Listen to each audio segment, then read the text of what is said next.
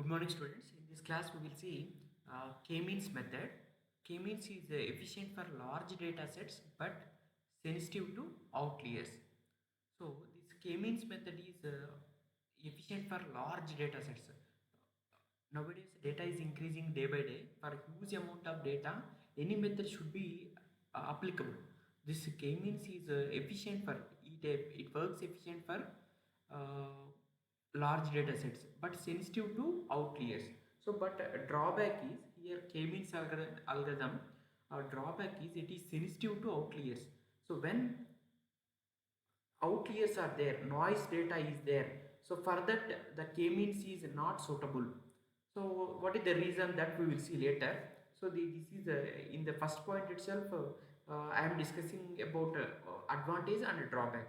The main advantage is k-means is suitable for large data sets. So it is not suitable for noisy data, outliers data, the data consisting of noisy or outliers. For those easily it is not suitable. So that is the merit and demerits of the k-means method. So now we will see what is the process of k-means method. Given k, the k-mean algorithm is implemented in 4 steps. The k-means algorithm is implemented in 4 steps. It is very simple to understand, simple to implement also. So here the k is nothing but cluster. The k is given. K means the number of cluster. How many clusters you have to divide? You have to divide the data into how many number of clusters. That is nothing but k. So first step we will see partition objects into k non-empty subsets. First k is given, no? So then what you have to do? Partition the objects. The number of objects can be given. Those objects you have to divide into different groups such that those groups should be non-empty subsets. For example, 10 objects are there. So for k is equal to 3, you have to divide 10 objects like that. So 5, 4, 1, 5, 3, 2. In any way you can divide, but you should not divide in this way 5, 5, 0. So you are dividing 10 objects into 3 clusters such that in first cluster 5 elements, second cluster 5 elements, third cluster 0 elements. Like that you should not divide. You are not supposed to do that. In k-means algorithm, you have to divide the data into 3 non-empty subsets. So whatever may be the k, k is 2 means 2 non-empty subsets. You have to divide the data into 2 non-empty subsets. That is, you have to divide the data into k non-empty subsets. That is the first step. Initial step is k can be given. You have to divide the data into k number of non-empty subsets. That is the first step. Next, second step, what you have to do? Compute the seed point as the centroid of the cluster of the current position. The centroid is the center, that is mean point of the cluster. So you already divided the data into some clusters now. So for each and every cluster, take a random point. Here the seed point is nothing but the random point. In 3 clusters, for example k is equal to 3 clusters, you just choose a random point. 3 random points you choose. So then next what we have to do? So from each and every seed point, find out the all other points distance. Find out the all other point distance. Then what you get? What you will get? So you will get the distances from that particular seed point to all other points within the cluster. Uh, you you are finding out the distances. So then what you have to do? So then you have to find out the centroid. You have to find out the mean for that particular cluster. So for each and every cluster, if k equal to 3, 3 clusters are there now. For 3 clusters, you have to find out the 3 centroids. So 3 centroids if you already find out, then next step is what? Based on the centroid value. So based on centroid value, that centroid value you have to take it as the seed point or the mean value, centroid value or center value. So that is the center for that particular cluster. So then the next step is from that particular center to remaining all points you have to find out the distances. Okay, so in this way you have to go again and again, you have to find out the distances. So from center to all remaining points you are finding out the distances.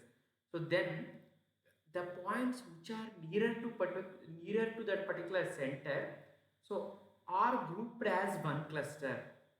The points which are very far from that particular center and those points are nearer to other cluster center, those points can be put in other cluster. So that is the next step. So just nothing but simply here there is no confusion, simply 3 for a k is equal to 3 clusters we are forming, 3 random points you are choosing, 3 random points initially treat these as a seed point. Then what you are doing, so from those points you are finding out the mean value. Okay, which are nearer to that particular point you are finding out the mean value. Like that you are finding out the 3 mean values. Then what you have to do based on the centroid value, so you have to assign the seed point or cluster centroid as that particular mean value. So that mean point as the centroid, you have to again assign the mean point as the centroid value. Then what you have to do, so from that point to all other points you have to find out the distances. So for each and every mean point, the elements which are very nearer to that, those can be grouped into one cluster. Like that you can form number of clusters. This process has to be repeated number of times until when and where you will get there is no change in the clusters. That means from that centroid all the points within the cluster are very nearer and those points are very far away when compared with the other cluster centroid. Within the cluster all points should be nearer, for the other cluster these should be far, and for the other cluster all the points are nearer. Like that this process has to be repeated number of times. Then you can find out the clusters, the accurate exact clusters you can find out. That is k-means process. Here assign each object to cluster with the nearest seed point. So go back to step 2, stop when no more new assignment. When no more new assignments are there, so till that step you have to go, you have to proceed, you have to execute these steps again and again. With the help of diagram you can understand clearly. See here, this is the data set. Initial data set, this consists of number of elements. For example, if you have taken let k is equal to 3, that means you have to divide the data into 3 clusters. This data set you have to divide into 3 clusters. Partition into 3 clusters. Consider 3 initial centers marked by plus sign. So in this data set you initially represent three points as a initial 3 points as the centers. So you would just take any points as the centers, 1 2 3, like that, just randomly take 3 points as the centers. So then in next step, in second box you can find out those are initially taken as centroids mean value. So just from that point to which points are nearer to that, just group that as a cluster, so and find out the centroid value. So like that, random 3 points, for all random 3 points you just which points are nearer to that particular seed point, you choose a random point and that is nothing but seed point. For that seed point, which points are nearer, you just divide the data into one group. Like that you divide the data into number of groups. Here number of groups are nothing but number of clusters. So then what we have to do? So from this point to all other points, you are finding out the distances now. So which are nearer, those can be grouped into one cluster. Then the next step is you have to find out the mean value for this cluster. For this particular cluster, this is not at all final cluster. You have to find out the centroid value for this cluster. In the same way, for second cluster also you have to find out the mean value. Third cluster also you have to find out the mean value. So you have to assign that mean value to one point. So that is nothing but for this cluster this is the mean value. For this cluster this is the mean value. For this cluster this is the mean value. So that mean value you have to treat it as a centroid for that particular cluster. So then what you have to do, from that centroid which points are nearer to that centroid. So you can see in the third box, next update, you just read this data. Next updated cluster centers, that is mean value of each cluster is recalculated based on the current object in the cluster. Next updated cluster centers, mean value of each cluster is recalculated. See here, the mean value is recalculated again. If you find out this is the centroid value, you find out. So then what you have to do, from the centroid, what are the nearer points? You are just grouping. You are grouping those, and which are very nearer, those points you are grouping it as a cluster. And again, for this second centroid also, which are very nearer, you are treating this as a cluster. Which are far from this centroid and nearer to other centroid, we have to put these points into other centroid, other cluster. So for example, cluster 1 centroid, cluster 2 centroid. So cluster 1 centroid, uh, when compared distances, so in that particular cluster some points are nearer to second cluster mean value. So then those points can be sent to second cluster. So like that, again and again the rearrangement will be done. The rearrangement can be done. So in this way the clusters changes will be done. Again and again the clusters will be rearranged. This process iterates leading to this final state. So this is the final state when we will get k number of clusters. So in this cluster you can observe, so in first cluster the centroid, from this centroid the all values in this particular cluster are very nearer, and these values must be far away as compared with the other cluster centroid. So in the same way, so for the third cluster also, that centroid value, that centroid is very nearer to all elements in the third cluster, and this centroid is far away from the cluster 1 centroid and a cluster 2 centroid. So till that point you have to repeat the algorithm again and again. So this is the process of k-means algorithm. K-means, the name itself indicates, you have to divide the data into k number of clusters and you have to find out the mean value for each and every cluster. So based on the mean value, you have to divide the data into number of groups. Again and again you have to rearrange the data into number of groups. Again you have to find out the mean value. Again based upon that mean value, we have to find out the nearest values and put that nearest values into one cluster. Like that you have to form clusters again and again. So this is the k-means process. This is the k-means clustering process. So I hope you understood clearly the process of k-means algorithm.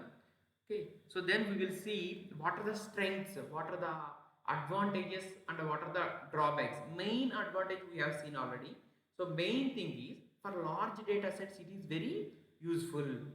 So the drawback, main demerit is, for outliers, the data which is having more outliers more noisy values, it is not suggested. Why? Because outliers are very far away from cluster. Every time you have to find out the distance from seed point or from that seed point to outlier point, you have to find out the distance. So from centroid to uh, all other points, again you have to find out the distance. At that point, at that time also, for that outlier you have to find out the distance. Then the time complexity problem will arise. So that is the main merit and demerits of the k-means method. Excess some other merits and demerits also we will see now. Strength of k-means. What is strength? First, it is simple, easy to understand and easy to implement. There is no complexity in k-means algorithm. It is only 4 steps contains. So very easy to understand, and the implementation is also very easy. There is no complexity in k-means algorithm. That is the strength of the k-means algorithm. Next, efficient. The time complexity is good for this k-means algorithm. So as compared to other methods, the time complexity is good. So why? Because you just randomly you are taking points. So and from that point you are finding out the nearest points and finding out the mean value. So from that mean value again you are finding out the other values distances, and based on that you are grouping the data. So like that you are forming clusters. Okay, so that's why the time complexity is good for this k-means algorithm as compared with the other methods. K-means is the most popular clustering algorithm. So K-means is a very popular clustering algorithm. Why? Because it is very simple and efficient method. Weakness of K-means. The algorithm is only applicable if the mean value is defined. For categorical data, K mode, the centroid is represented by most frequent values. That is the drawback. Here, this will be good if the mean is defined. You have to find out the mean value. If the mean value is defined, then only it will be good. If you are not giving the mean value, so if you are not calculating the mean value, so then it will not be work efficiently. So the user needs to specify k. So this is also very important. So for whenever the user given k value, then only we can proceed. So when the user given k value, then we can divide the data into k number of clusters. Randomly we can choose the points and we can proceed. If the k is not given, then we cannot proceed. This algorithm is sensitive to outliers. So outliers is the very problem for this outliers. Handling outliers is not well done by this k-means method. Outliers are data points that are very far away from other data points. Okay, from all these points the outliers are very far away. So then the clustering in clustering process, dealing with these outliers is difficult for k-means algorithm, k-means method. So weakness of k-means, problems with outliers. Okay, see here, this is the problem with the outlier. So these are all points are very nearer, so and this is far away from that. So then also you have to consider these are ideal clusters. See here, first cluster, second cluster. So this is the outlier. So this is the weakness of k-means algorithm. So handling outliers, that is the main drawback of k-means method. So this how we can achieve, how we can deal with these outliers, how we can rectify the k-means algorithm weakness, k-means method weakness. So one method is in rectifying weakness. One method is to remove some data points in the clustering process that are much further away, far away from the centroids than other data points. But these are very far away. So for example, one cluster you are taking 5 elements are very nearer. So like that, just 5 centimeters, 3 centimeters, 2 centimeters, like that distance. So one point is very far away, that is 20 centimeters distance from this particular point. So then you have to skip that, you have to remove that point. So that is the one way of handling with the outliers. Second way, another method is to perform random sampling. So random sampling, randomly you are taking data, na? Randomly you can take some values. So in that process, that is also one way of handling outliers. Since in sampling we only choose small subset of data points, the chance of selecting an outlier is very small. So in random subsampling, what you will do, random sampling, just you will take 5 elements, 10 elements, like that, 5 elements, 6 elements in 100 elements of data, you will take small elements of data. So while taking the elements of data itself, you can observe, so these elements, you are taking 5 elements, these are near, then you can take and sample, that sample you can represent it as a cluster. So on some sample 5 elements you can take, these sample you can represent it as a cluster. So while taking the data itself, while the sample data you are taking, then itself you can uh, just avoid some points. Okay, so randomly you are taking some sample values, choose the particular sample as a cluster. So the chance of selecting an outlier is very small. So then the outlier is very far away from this particular cluster. Now that's why selecting this outlier is a, is a we can avoid that. So during while taking the data itself, while taking the random data itself, you cannot take the data. Just you should leave it. Okay, you have to take the data which are data elements which are needed. Okay, then there are, in this way also we can rectify the problem. We can rectify the weakness of the k-means method.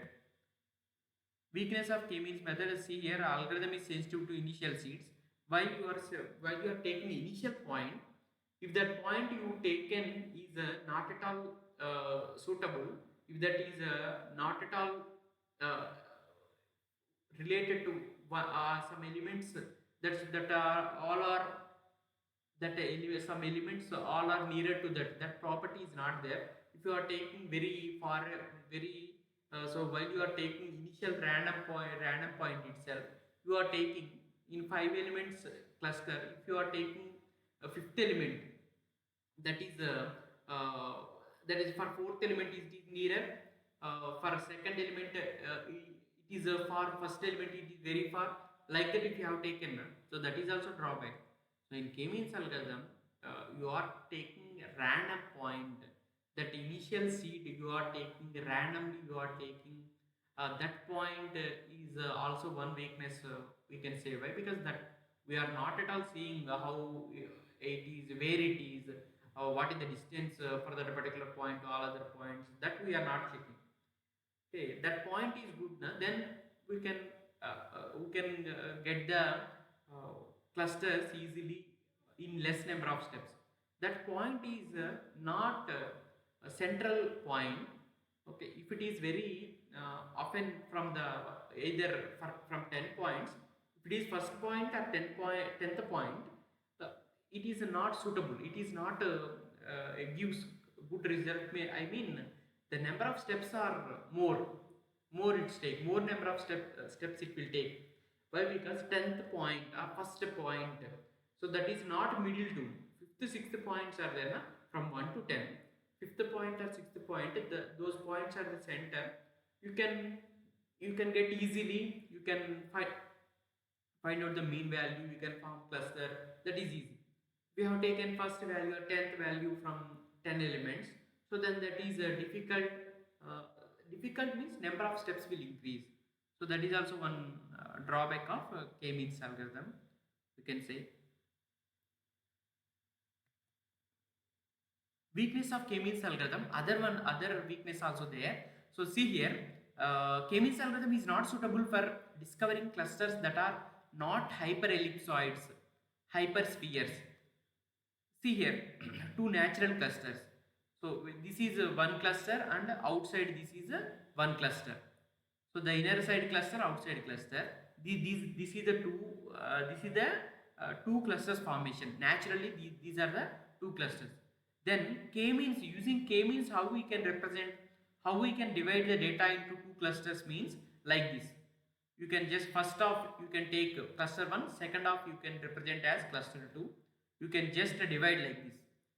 So this is not correct now. Why? Because using k-means, you will represent like this, two clusters.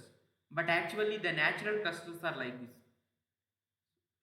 In k-means you cannot represent this natural clusters like this. Why? Because it not support a convex shape.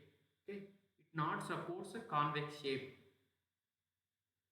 So then that means a V shape that it not supports. It supports only concave shape. Concave shape means some U shape it will support. So that is the weakness of the K-means algorithm or drawbacks of the K-means algorithm. So this is about K-means algorithm.